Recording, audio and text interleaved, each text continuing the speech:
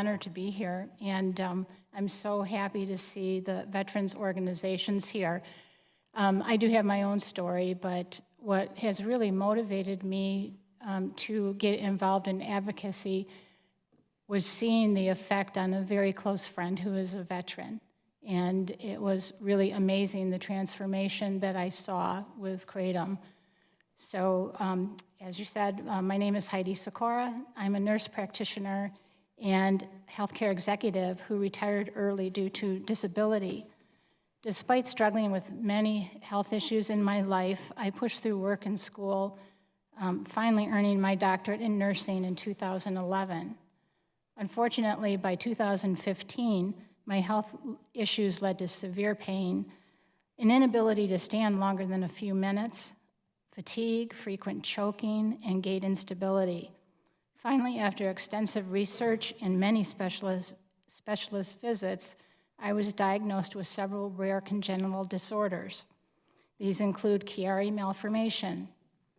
So that's when the cerebellum, or the lower part of your brain, is beneath the opening of my skull, and it was putting a lot of pressure on my spinal cord, and on my brainstem. It actually flattened part of my brainstem.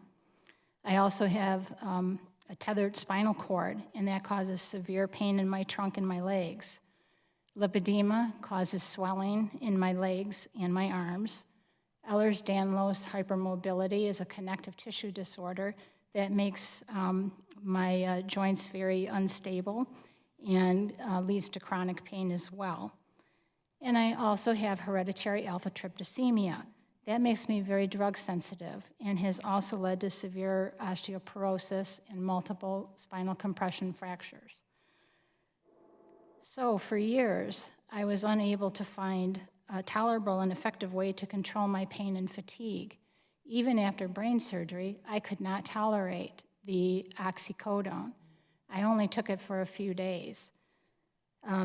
Unfortunately, it made me very dizzy and unstable, and it was a real risk for falls. I am so drug sensitive that even Tylenol makes me sleepy, so I can only take that at bedtime. And of course, the Aleve or NSAIDs, any type of NSAIDs, really led to GI problems. Luckily, my son introduced me to kratom. I like to say that I gave him his life, but he gave me mine back. Kratom has been a miracle, reducing my pain enough to exercise and stretch, which prevents further debility and injuries from my chronic conditions. Most importantly, it's allowed me to enjoy our 3 grandchildren. Like Melody, you know, being a grandma is the most precious thing in the world, and not being able to play with them or participate in activities would be devastating. Kratom has given me a hope for the future.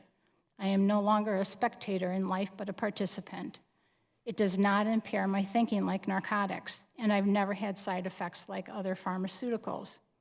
Regrettably, I only experienced this comfort in Wisconsin, in Illinois, because kratom is banned in Wisconsin, where I've lived for 31 years.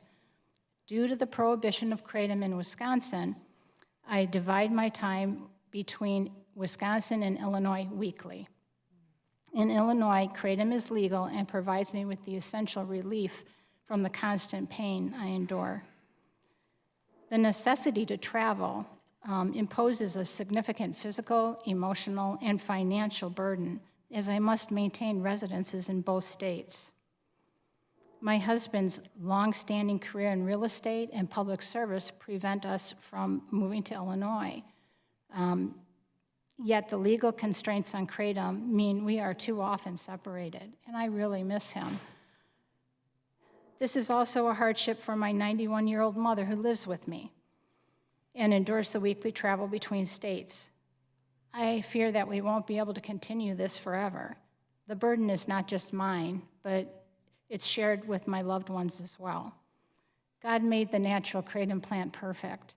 I ask you to keep it safe and accessible by passing the Kratom Consumer Protection Act. And I thank you so much for being here.